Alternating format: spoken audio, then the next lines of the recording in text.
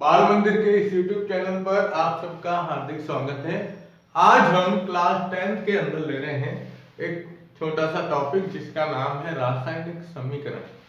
देखो, हम जब रसायन विज्ञान की बात करते हैं तो रसायन विज्ञान के अंदर एक मुख्य बात यही होती है कि रासायनिक अभिक्रियाएं जो होती है, उन रासायनिक अभिक्रियाओं की जो भाषा है, जिसकी जो लैंग्वेज है, उस लैंग्वेज को हम संक्षिप्त रूप में या समीकरण के रूप में किस प्रकार से प्रदर्शित करते हैं। तो यहाँ रासायनिक समीकरण की परिभाषा भी यही है कि किसी भी रासायनिक अभिक्रिया में पदार्थ जो काम में लिए जा रहे हैं, जो पदार्थ भाग ले रहे हैं अभिक्रिया के अंदर, और अभिक्रिया होने के बाद जो हमें उत्पाद प्राप्त हो रहा है, उस उत्पादों को यानी अभिकारक और उत्पाद दोनों को एक अणुसूत्र के रूप में या प्रतीक के रूप में या उनको चिन्ह के रूप में प्रदर्शित जब किया जाता है तो उसे ही रासायनिक समीकरण कहा जाता है। ठीक है, कैसे? जैसे आपको एक लैंग्वेज में कहा गया कि जो कार्बन है ना, कोयला जिसे अपन बोलते हैं, तो कार्बन को जब वायु की उपस्थिति में जलाते हैं तो इसके अंदर कार्बन डाइऑक्साइड गैस बनती है। अब अपन इस चीज को इतना बड़ा लिख रहे हैं, क्या लिख रहे हैं? देखिए, ये कह रहा है जैसे एग्जाम्पल में कि कार्बन यानी कोयले को वायु यानी ऑक्सीजन द्वारा जलाने पर कार्बन डाइऑक्साइड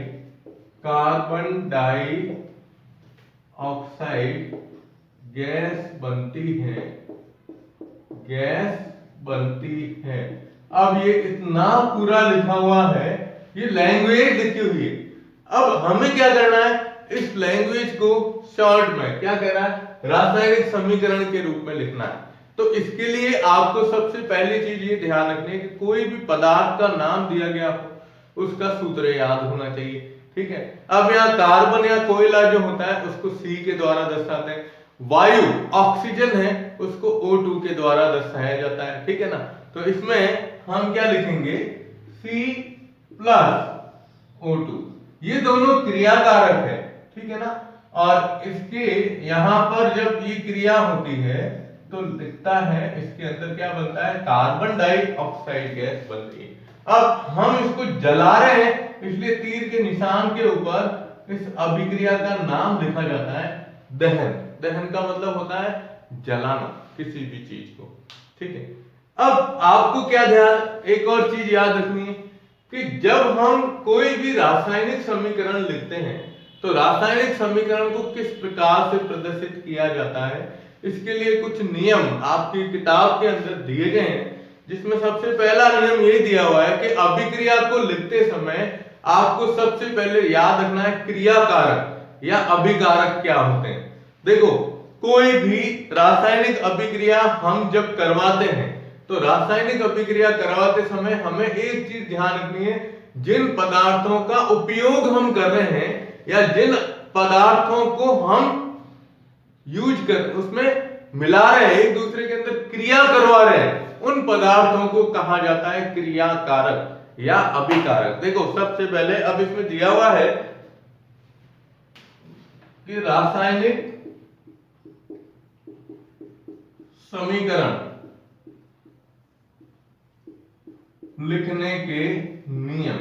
अब नियम आपको जनरली ध्यान रखने हैं कि क्या नियम होते हैं इसमें, है ना।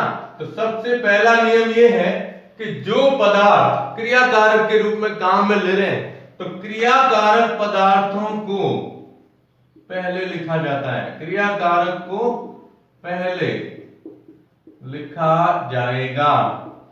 सबसे पहले क्या लिखेंगे? क्रियाकारक। अब जैसे इसमें इस पॉइंट को यहां बताते हैं अपन, तो इसमें हम कह रहे हैं कि कार्बन या कोयले को वायु द्वारा जलाने पर, तो ये कार्बन और ये जो दो चीजें हम ले रहे हैं यहां पर C+O2, ये दोनों क्या कहलाती है? क्रियाकारक कहलाती है। और इसमें यह भी ध्यान रखना है कि यदि क्रियाकारक एक से अधिक हो तो के मध्य या उनके मध्य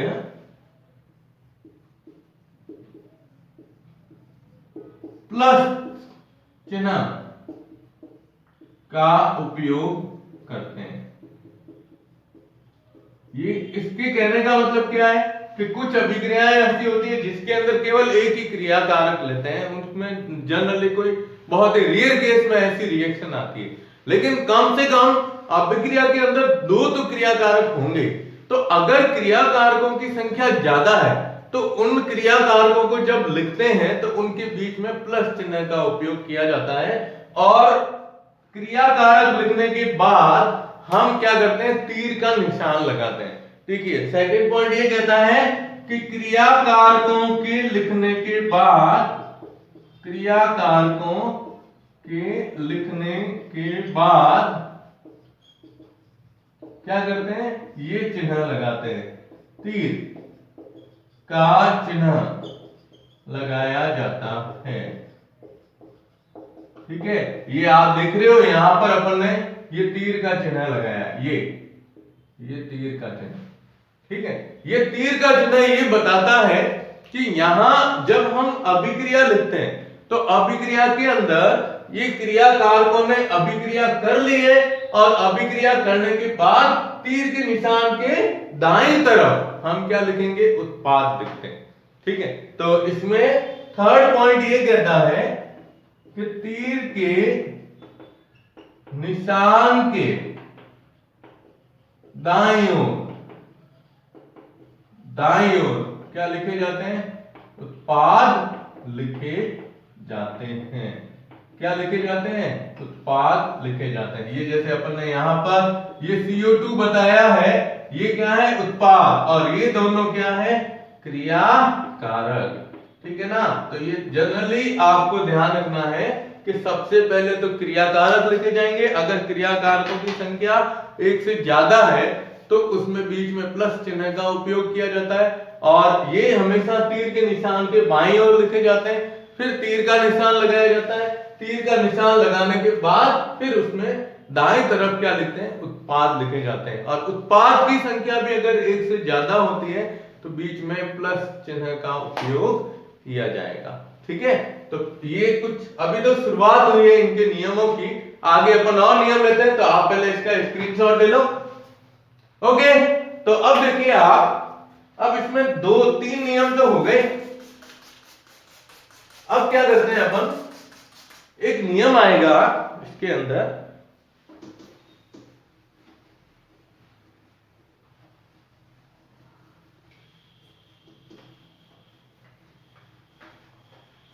चौथा पॉइंट ध्यान दीजिएगा।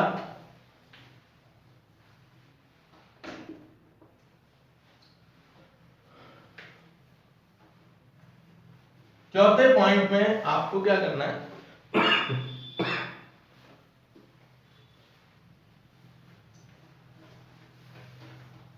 देखिए चौथा पॉइंट ये कहता है कि जैसे मान लो यहां लिखे हुए हैं क्रिया कारक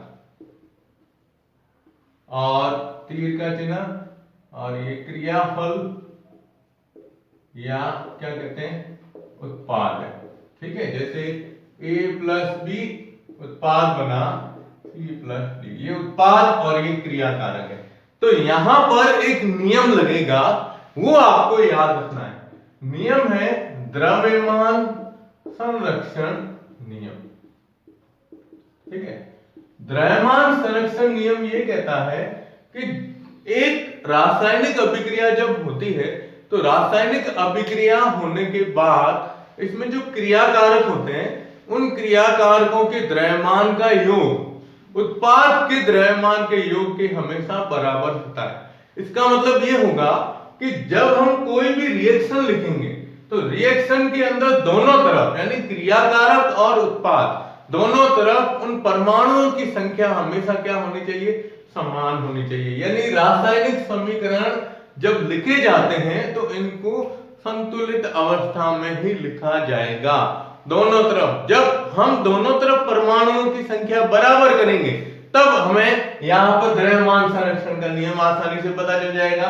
जैसे अपन ने एग्जाम्पल लिया था C+O2 और क्या बनी थी CO2। अब इस अभिक्रिया में देखो द्रव्यमान संरक्षण नियम लगता है या नहीं, नियम कैसे लगना, तो कार्बन का द्रव्यमान होता है 12, ठीक है, प्लस ऑक्सीजन के द्रव्यमान होता है 16, लेकिन ऑक्सीजन के 2 परमाणु हैं इसलिए इसको 2 से गुणा करते हैं, तो ये आ जाएगा 12 प्लस 32 कितने हो गए 44।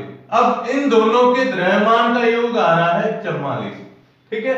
और अगर ये समीकरण संतुलित नहीं है, समीकरण संतुलित कैसे करते हैं, तो यहां देखो आप, इसमें क्रिया कारक में कार्बन 1 है और उत्पाद के अंदर भी कार्बन कितना है 1 ही है, बराबर है, ऑक्सीजन 2 है और उधर भी 2 है, इसका मतलब अपना समीकरण तो संतुलित है। ये समीकरण क्या है, संतुलित है, ठीक है। अब द्रव्यमान देखो आप, तो ये कार्बन डाइऑक्साइड गैस है, यहां तो हमने क्या किया, कार्बन और ऑक्सीजन का अलग अलग द्रव्यमान, लेकिन उनको जोड़ा तो ये माना है। अब कार्बन का कितना होता है 12 प्लस ऑक्सीजन का 16 इंटू 2, तो 12 प्लस 32 यानी कितना हुआ 44। तो दोनों तरफ देखो आप, द्रव्यमान दोनों का क्या आ रहा है, समान आ रहा है। तो जब द्रव्यमान समान आएगा इसका मतलब यही होगा कि हमने वो जो समीकरण लिखी है वो समीकरण संतुलित की गई है। अगर समीकरण संतुलित नहीं होती है, दोनों तरफ परमाणुओं की संख्या अलग अलग हो, तो हम यहां पर द्रव्यमान संरक्षण नियम नहीं लगा सकते। तो द्रव्यमान संरक्षण नियम यही कहता है कि किसी भी अभिक्रिया के अंदर अभिकारक या क्रियाकारक, जैसे ये 2 है तो इन दोनों के द्रव्यमान का योग उत्पाद के द्रव्यमान के योग के हमेशा क्या होता है, बराबर होता है। ये आपको ध्यान में रखना है, ठीक है। अब एक अभिक्रिया लेते हैं हम, क्योंकि यहां पर जब हम द्रव्यमान संरक्षण नियम लेते हैं तो समीकरण संतुलित होना चाहिए, है ना। तो अब देखिए आप, रासायनिक समीकरण का संतुलन, हम समीकरण को संतुलित किस प्रकार से करते हैं, जैसे एक अभिक्रिया दी है C3H8 प्लस O2 और यहां दिया हुआ है CO2 प्लस H2। आपको ये एक समीकरण दे दी, ठीक है, और बोला कि अब इस समीकरण को संतुलित करो। देखिए जब भी हम कोई भी रासायनिक समीकरण संतुलित करते हैं तो सबसे पहले आप ऑक्सीजन और हाइड्रोजन को छोड़ दो। ऑक्सीजन और हाइड्रोजन को छोड़ने के बाद जो पीछे परमाणु रहते हैं या समूह रहते हैं, पहले उनको संतुलित किया जाता है। उसके बाद उनको संतुलित करने के बाद फिर हाइड्रोजन को संतुलित किया जाता है, और हाइड्रोजन को संतुलित करने के बाद हम किसको करते हैं, ऑक्सीजन को संतुलित करते हैं। ये याद रखना है आपको, ठीक है। मतलब पहला पॉइंट क्या कहेगा, पहला पॉइंट कहेगा कि ऑक्सीजन और हाइड्रोजन के अलावा पहले जो भी समूह है उनको हल कर दो, ठीक है। दूसरा पॉइंट ये कहेंगे फिर आप हाइड्रोजन को संतुलित करो, हाइड्रोजन को संतुलित करने के बाद फिर ऑक्सीजन की संख्या का संतुलन किया जाता है, ठीक है। लेकिन ये समीकरण जो होता है, समीकरणों को हल करने के लिए एक विधि दी गई है जिसे कहते हैं hit and trial Vidhi, hit and trial method. इस विधि के द्वारा समीकरणों को क्या किया जाता है, संतुलित किया जाता है, ठीक है। तो इस समीकरण संतुलन में यही चीज ध्यान रखनी है। अब आप देखिए ये समीकरण दी गई है आपको, आप इसमें सबसे पहला काम करो कार्बन को संतुलित करना। कैसे करेंगे, देखो यहां पर कार्बन परमाणु है 3, ठीक है, और उधर देखो आप उत्पाद में कार्बन की संख्या कितनी है, 1 है, ठीक है ना। तो सबसे पहले अपना काम यही होगा कि यहां पर कार्बन की संख्या 3 है, तो इधर अपन कितने लिख देंगे, ये 3 कार्बन लिख देंगे। अब कार्बन तो हो गए बराबर, ये देखिए ये 3 कार्बन लिखा, इधर 3 इधर 3। फिर अपन क्या बोलते हैं कि हाइड्रोजन की संख्या को संतुलित कीजिए। अब हाइड्रोजन की संख्या को संतुलित करना है तो देखो इधर है H8 यानी हाइड्रोजन है 8, ठीक है, और उधर देखो हाइड्रोजन है 2। अब यहां 8 है और इधर 2 है, तो आपको क्या करना है, हाइड्रोजन की संख्या का संतुलन करने के लिए यहां पर 2 है तो ऐसी संख्या से उसका गुणा करो जिससे हाइड्रोजन की संख्या 8 हो जाए, कितनी होगी? 2 दी हुई है, 8 करनी है, तो कितने का गुणा करेंगे? 4 का। कितने का? 4 का। तो यहां अपन क्या लिख देंगे? 4H2O। ठीक है। अब यहां देखो H8, इधर हाइड्रोजन 8, कार्बन 3, इधर कार्बन 3। अब बात आती है पीछे बचा ऑक्सीजन परमाणु। ठीक है। अब यहां देखिए, इधर ऑक्सीजन है 2, ठीक है, उधर देखो कितने हैं। अब कैसे गिनेंगे? देखो आप, इधर O2 और आगे लिखा हुआ है 3, इसका मतलब ये होगा कि ये जो ऑक्सीजन है, इधर 2 थे तो आगे 3 लिखा हुआ है, 3 का मतलब पूरे का गुणा 3 से करते हैं अपन। तो कार्बन तो 3 हो गए, अब ऑक्सीजन होते हैं 3 2 6। यहां पर ऑक्सीजन की संख्या कितनी है? ये ऑक्सीजन की संख्या है 6।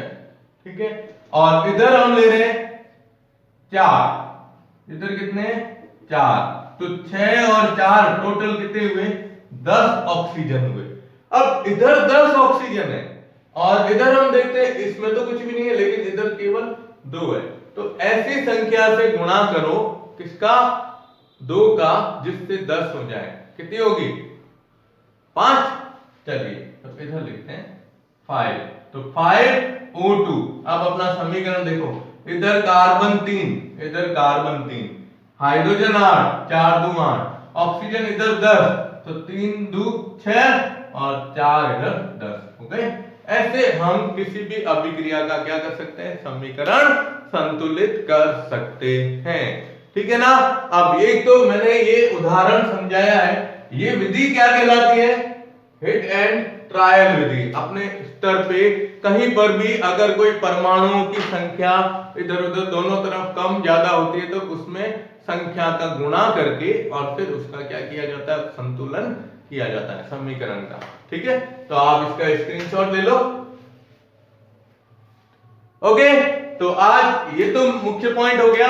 अब कोई भी रासायनिक अभिक्रिया जो होती है, रासायनिक अभिक्रिया में कुछ जनरल पॉइंट आपको ध्यान में रखने, ठीक है ना। वो ये है, देखिए,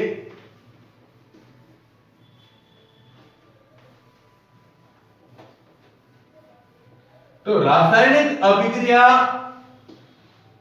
को हम किस प्रकार से दर्शाते हैं? तो जैसे हमने बोला कि अगर मान लो रासायनिक समीकरण आपने संतुलित कर लिया है, ठीक है ना, तो जब समीकरण को संतुलित कर देते हैं तो यहां एक चीज ध्यान रखिएगा, ये जैसे अपन रासायनिक अभिक्रिया के बारे में बात कर रहे हैं, है ना, तो इसमें जैसे आपने समीकरण संतुलित किया, तो समीकरण संतुलन के बाद क्या क्या चीजें ध्यान रखनी है? तो पहली चीज ये है कि अगर सबसे पहले क्या करना है, समीकरण संतुलित करने के बाद क्रियाकारक और उत्पाद की भौतिक अवस्था, क्या करते हैं? भौतिक अवस्था जो होती है, अवस्था को उनके नीचे लिखा जाता है, उनके नीचे लिखा जाता है। तो भाई आपको अभिक्रिया दे दी, जैसे ये लिखा है C+O2, तो ये है CO2। अब समीकरण संतुलित है, तो कार्बन कौन सी अवस्था में होता है? ठोस, तो इसके नीचे लिखेंगे S, सॉलिड। ऑक्सीजन कौन सी अवस्था में होती है? तो कि गैस, तो ऑक्सीजन के नीचे G लिखा जाएगा। कार्बन डाइऑक्साइड गैस अवस्था में होती है, तो इसके नीचे भी क्या लिखा जाएगा? G। तो ये इस तरह से हम इसकी क्या लिखते हैं? भौतिक अवस्था को दर्शाते हैं। ठीक है। दूसरी चीज इसमें ये बताई गई है कि अभिक्रिया के अंदर अगर उत्पाद जो होता है, वह उत्पाद या अभिकारक दोनों में से कोई भी अगर जलीय अवस्था में हो, जलीय अवस्था में, तो देखेंगे कि अभिक्रिया में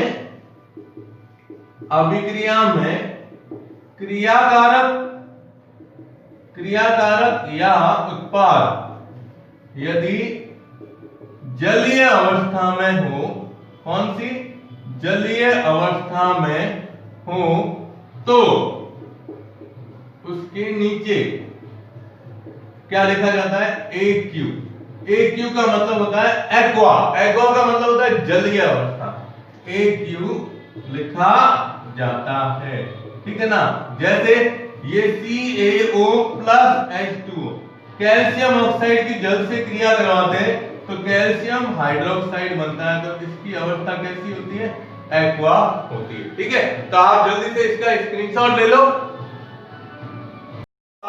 अपन यहां पर यही ले रहे हैं कि क्रियाकारक और उत्पाद में से अगर किसी की भी जलीय अवस्था होती है तो उसमें जलीय अवस्था के नीचे AQ लिखा जाता है। ये इसका दूसरा नियम हुआ। तीसरा नियम ये है कि अगर अभिक्रिया जो होती है, समीकरण संतुलन के बाद की बात कर रहे हैं कि अगर अभिक्रिया उत्क्रमणीय है तो उत्क्रमणीय अभिक्रिया के लिए हम क्या प्रदर्शित करेंगे वो ध्यान दीजिएगा। देखो अभिक्रिया अगर उत्क्रमणीय होती है तो इसमें दो तीर के अर्ध तीर के निशान लिखे जाते हैं। अर्ध तीर के निशान का मतलब ये होता है कि दो तीर के निशान दोनों दिशाओं में, दोनों दिशाओं का मतलब जैसे हम यहां पर ये लेते हैं कि A प्लस बी, अब अभिक्रिया क्या है, उत्क्रमणीय है, ठीक है ना। तो उत्क्रमणीय अभिक्रिया के हिसाब से हम इसको किस प्रकार से प्रदर्शित करेंगे वो ध्यान दीजिएगा। देखो कि अगर मान लो अभिक्रिया उत्क्रमणीय है, हम यहां लेते हैं तीसरा पॉइंट कि अभिक्रिया क्या हो, उत्क्रमणीय हो, अभिक्रिया उत्क्रमणीय है तो क्या करेंगे, बीच में यहां पर क्या लिखते हैं, देखो आप अभिक्रिया उत्क्रमणीय हो तो क्रियाकारक और उत्पाद के मध्य हम क्या करेंगे, ये चिन्ह लगाएंगे, आधा तीर इस तरफ और आधा तीर इस तरफ, इस प्रकार का चिन्ह लगाया जाता है। उत्क्रमणीय का मतलब ये होता है कि एक अभिक्रिया के अंदर क्रियाकारक जो होते हैं वो पहले उत्पाद में बदलते हैं और वही उत्पाद वापस किसमें परिवर्तित होगा, क्रियाकारक के अंदर परिवर्तित होगा। जैसे उदाहरण है कि N2 प्लस H2, अब ये लिखा जाता है NH3। नाइट्रोजन और हाइड्रोजन की क्रिया के द्वारा अमोनिया गैस का निर्माण होना। तो यहां पर पहले समीकरण को संतुलित करते हैं, तो इधर नाइट्रोजन 2 है तो यहां लिख दिए 2। अब देखो हाइड्रोजन की संख्या करनी है तो हाइड्रोजन इधर 6 है तो इधर कितने हैं, 2, तो इसके आगे कितने लिखे जाएंगे, 3 लिखे जाते हैं, ठीक है ना। तो ये समीकरण को संतुलित इस प्रकार से किया जाता है और ये अभिक्रिया उत्क्रमणीय है इसलिए इसके बीच में इस तरह के चिन्ह लिखे जाते हैं, ठीक है। और चौथा पॉइंट आता है कि यदि अभिक्रिया में उत्प्रेरक हो तो उसे तीर के चिन्ह के ऊपर लिखा जाता है, तीर के चिन्ह के ऊपर लिखा जाता है, ठीक है ना। यानी कोई भी अभिक्रिया, जैसे यही अभिक्रिया लेते हैं तो इस अभिक्रिया के अंदर हम क्या लिखते हैं, N2 प्लस 3H2 और इधर लिखा जाता है 2NH3। तो अब इसमें जब आप उत्प्रेरक लिखोगे तो इसमें उत्प्रेरक काम में लिया जाता है आयरन Fe। तो उस उत्प्रेरक को हम क्या करते हैं, इन तीर के निशान के ऊपर लिखते हैं, ये Fe, ये यहां पर एक क्या होता है, उत्प्रेरक के रूप में काम में लिया जाएगा। तो देखो 4 पॉइंट ये हुए और 5वां पॉइंट है, याद रखिएगा, वो ये कि यदि अभिक्रिया ऊष्माक्षेपी या ऊष्माशोषी हो तो उसे क्रिया के अंत में डेल्टा प्लस या माइनस के रूप में लिखा जाता है।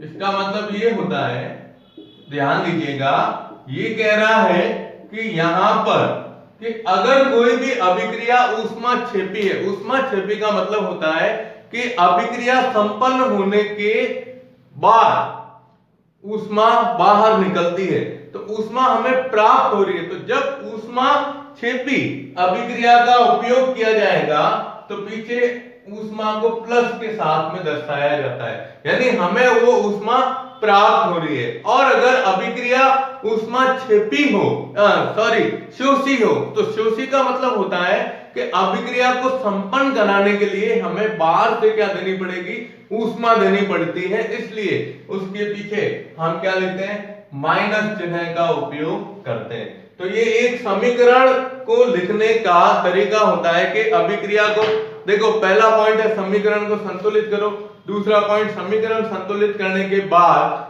जो भी क्रिया कारक और उत्पाद है उसकी भौतिक अवस्थाएं दर्शाइए।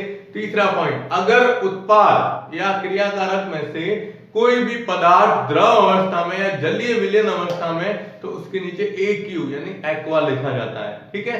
और फिर उसके बाद अगर अभिक्रिया के अंदर हम ये लेते हैं कि अभिक्रिया उत्क्रमणीय है, यानी दोनों दिशाओं में चलती है, तो उसके लिए हम जो अभिक्रिया लिखते हैं उसमें बीच में इस तरह का दो अर्ध तीर के निशान दर्शाए जाते हैं, जो क्रिया कारक से उत्पाद और उत्पाद से क्रिया कारक की तरफ होते हैं, ठीक है। और फिर लिखा हुआ है कि यदि अभिक्रिया में कोई उत्प्रेरक काम में लिया जाता है तो उस उत्प्रेरक के लिए आपको ये तीर के निशान के ऊपर उत्प्रेरक लिखा जाएगा।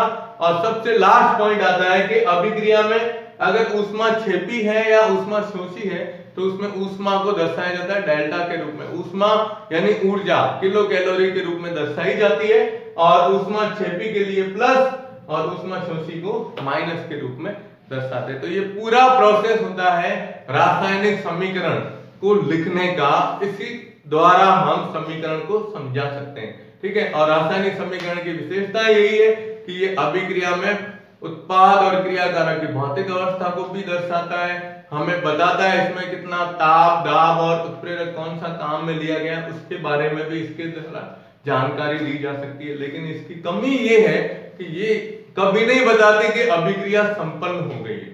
ये केवल अपन समीकरण के द्वारा इतना लिखते हैं कि ये क्रिया कारक है और ये उत्पाद है, लेकिन अभिक्रिया की समाप्ति को ये नहीं दर्शाती। और इसके द्वारा ये भी नहीं बताया जा सकता कि क्रिया कारक की सांद्रता में कितना परिवर्तन हुआ है और उत्पाद की सांद्रता में कितना परिवर्तन हुआ है, ठीक है। तो आप इसका स्क्रीनशॉट ले लो। ओके, तो आज हमने ये पढ़ा है रासायनिक समीकरण को किस प्रकार से लिखा जाता है। नेक्स्ट वीडियो में मैं आपको दूंगा कुछ समीकरण दूंगा, उन समीकरणों को हिट एंड ट्रायल विधि के द्वारा हल करने का प्रयास करना, और फिर नया टॉपिक शुरू करेंगे उसी में वीडियो में रासायनिक अभिक्रियाओं के प्रकार। तो मैं थोड़ा, आपसे खेद है मुझे कि लाइट चली गई थी इसलिए थोड़ा अंधेरा हो गया, बाकी आप आराम से इस वीडियो को देख के और कंप्लीट कर सकते हैं। धन्यवाद।